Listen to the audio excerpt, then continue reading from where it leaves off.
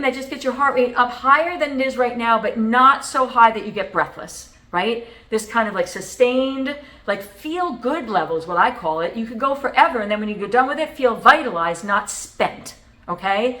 We need that. Do not discredit that. Hi, welcome to the Judy Terrell Show, where I explore topics intended to optimize every body 50, 60, 70, and above. Hi, everybody, and welcome to Your Second 50.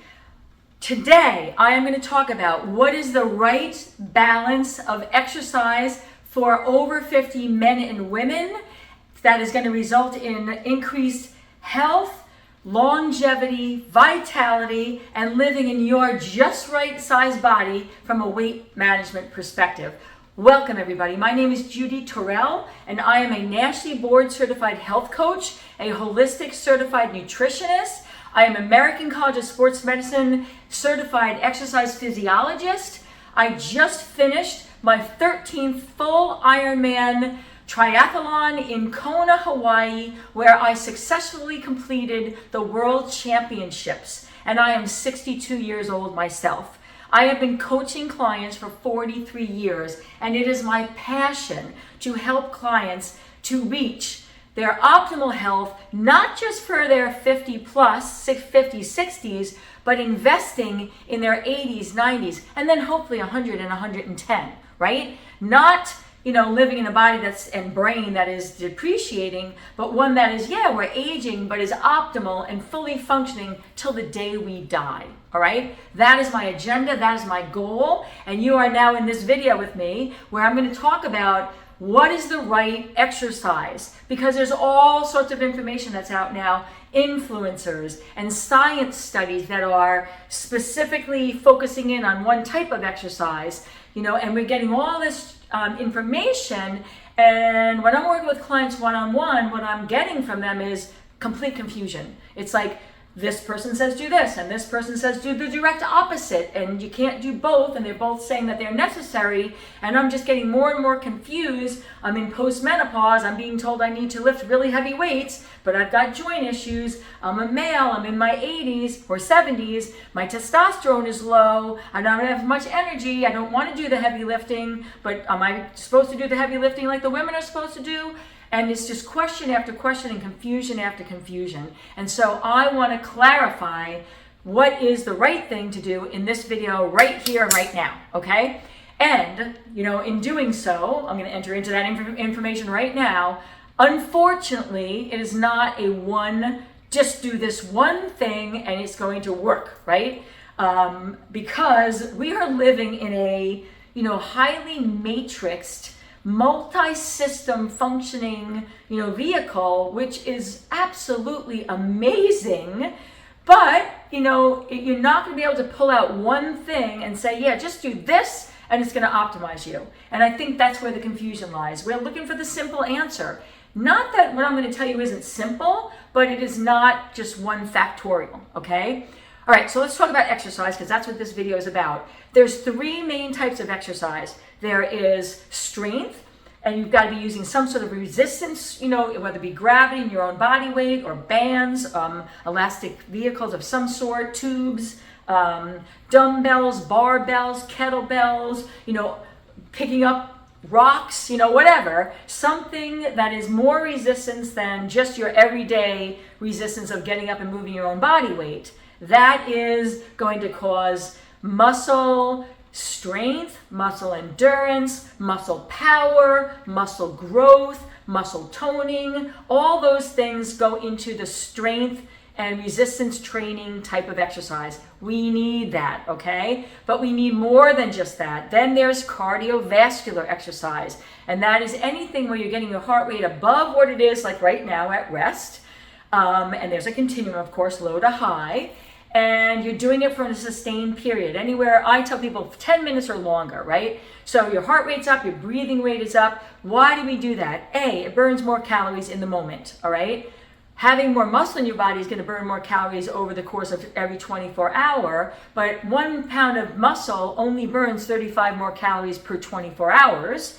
So you got to either be really muscular to enhance that metabolic rate at a level that's going to make a difference for how much you have to eat, or you got to be building in some activities that are require you to burn more calories as you're doing them, and that's what cardiovascular exercise does. But even more than that, because in the over 50 literature now, it's like, oh, if you do too much of this cardio, we've been paying too much attention to that, we're undermining the muscle, we haven't been paying attention to that, and now we're swinging over the muscle and saying, throw out the cardio, you don't need to do that much.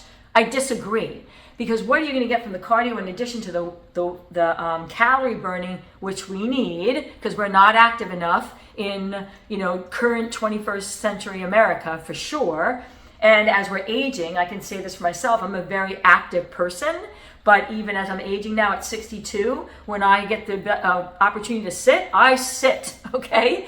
And that I wasn't the same when I was younger. So, I'm just not having as much what's called everyday movement calories, even though my metabolism is still robust and I've got a good amount of muscle in my body, right? So the cardio we need for the weight management and the calorie burning, but even more importantly than that for our aging, we need the cardio so that we are enhancing mitochondrial functioning, okay? Mitochondria are these little organelles that are in our cells, and they are responsible for our energy. That's where the energy is, whether it be fat or carb, the substrate is brought into the mitochondria, where it is now, changed into a different substrate and then becomes work or energy, right? We need to have mitochondria that are robust, that are plentiful, that are not getting damaged. Aging research is showing that mitochondria is the key to anti-aging, is the key to anti-disease, chronic diseases like cancers and heart disease and others. Those are the two main ones that are killing us, though, prematurely. So we need to do cardio for our mitochondrial health, right? Increase oxygenation through our whole body, but then also into our brain, right? So cardiovascular exercise is now correlated with, lower risk for the cognitive decline diseases like dementia, possibly even Alzheimer's, and just lower cognitive functioning. So the cardio type of exercise is so important. We don't want to throw the baby out with the bathwater to get the strength in. The problem has been many, mostly women too, have been doing too much cardio without enough strength, and that's why there's this movement back to focusing in on strength. But don't throw the baby out with the bathwater. We still need the cardio. And now there's a third type of exercise, and this is what I call flexibility, pliability, stability. And what I mean by that is we have to have the flexibility to be able to move the joints through their fullest range of motion, right? In all angles that they move. I'm doing the shoulder joint right now, right? So flexibility through the joints so that the bones can open and close the joint to the widest angle. But we also have to have the pliability of the muscle tissue, right?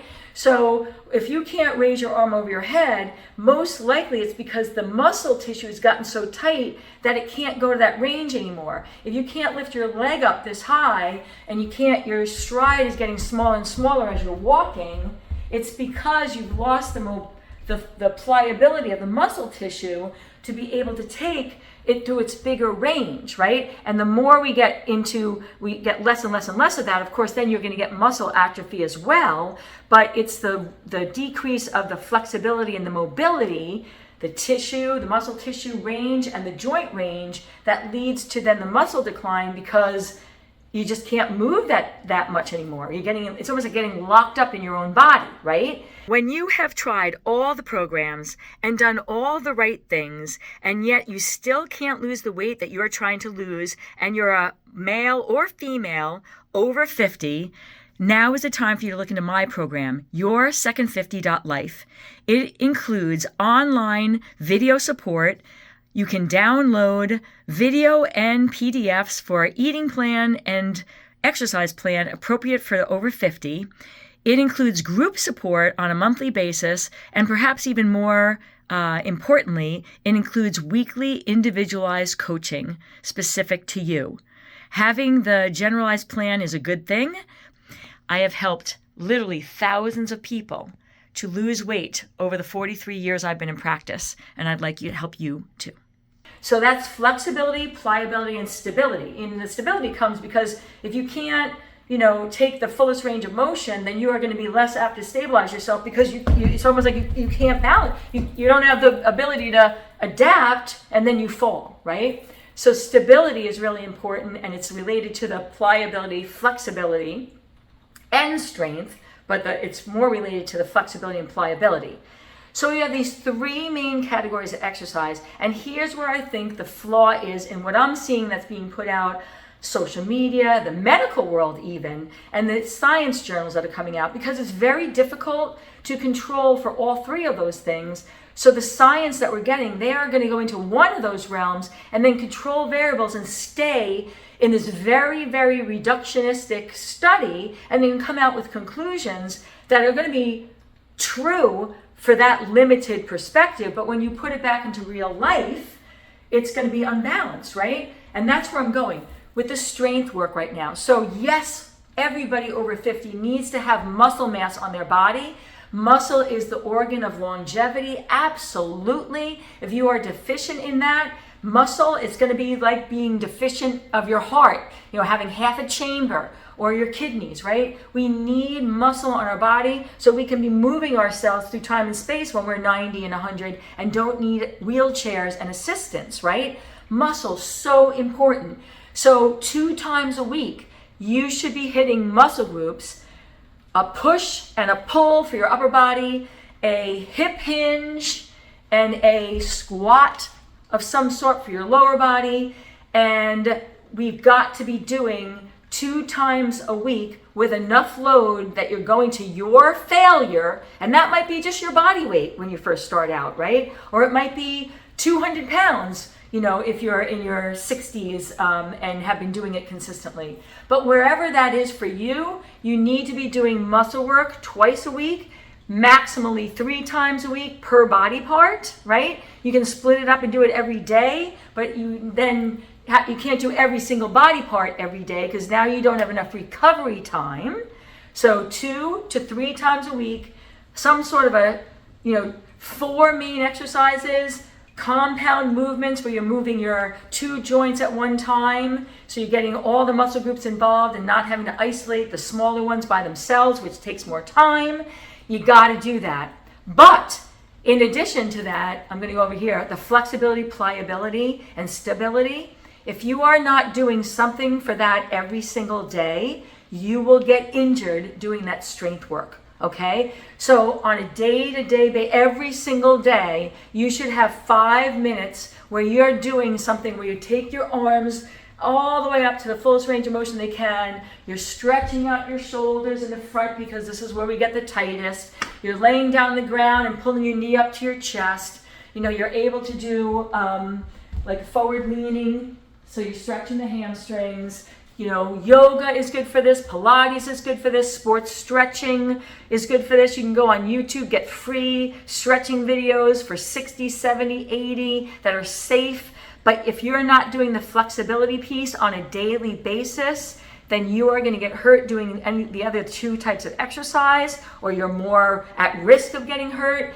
And even if you're not getting hurt, you're tightening things up when you do the other 2 types of exercise, the strength and the cardio. And without the pliability and flexibility to open them up again, you might be getting fitter from a muscular point of view and a cardiovascular and mitochondrial point of view, but you're getting tighter, and that doesn't feel so good in your body, right? So taking 5 minutes every day, tell me you don't have 5 minutes every day. I dare you to argue that to me. I have clients every day that do that. I'm like, I'm sorry. Do you just say I'm too tired, I don't have time to brush my teeth? No, you just have to automate it and get it into your lifestyle. 5 minutes a day is all it takes to do the stretches. So you got to do that flexibility along with the strength training. And now here's the biggie, and I'm going to get controversy from this maybe, but I am a firm advocate that you should be doing something cardio every single day. Now, it doesn't have to be the HIIT and the sit, the high intensity interval training or the sprint interval training. That you only need to do once or twice a week if you're doing it at all. Some people can't do that because of joint restrictions. Okay, I have horrendous knees, so I have to be very careful with the HIIT type training that I do, but yet I just finished my 13th Ironman at a world championship level. So I am a walking example that I'm not doing a lot of that high-end stuff. I'm doing a lot of this like moderate, like zone 1 to zone 2 kind of training. And I am a very energetic person. I have a very high metabolism, and my mitochondria are loving me for this. I have no signs of dementia happening, so for all these reasons and more, this cardio, do not throw the baby out with the bathwater. And for most people, it's walking, just brisk walking where your mouth is open. Now you're breathing harder than you are at every day, when you're sitting at your desk, but you're not getting into this breathless, high end. And I know that has good aspects to it. And I do advocate for the people who can do it to try and get that in once or twice a week for maybe 10 minutes. But by far, the majority of people I'm working with, and if you study the blue zones where the people live the longest on the planet, they're not doing that type of high-end activity. They're doing everyday moderate movement consistently. And they're getting their heart rates up, but not killer high, and they're living longer lives at healthier levels and more having more vitality than we are here in America with all this information, from our science journals. And so I am a firm advocate of, daily get your sweat on, 30 minutes. It could be a Peloton. It could be walking. It could be swimming. It could be water aerobics. It could be cardio machines in the gym. It can be a walking board in your house, right? It could be dancing, putting music on and dancing around your house, right? Anything that just gets your heart rate up higher than it is right now, but not so high that you get breathless, right? This kind of like sustained, like feel good level is what I call it. You could go forever, and then when you get done with it, feel vitalized, not spent, okay? We need that. Do not discredit that. So, 2 to 3 times strength training for the main muscle groups a week. Daily, 30 minutes of cardio. If you want to do more, great, do more. If you want to do less, you probably want to, try to avoid that. The guideline is 150 minutes of moderate activity a week.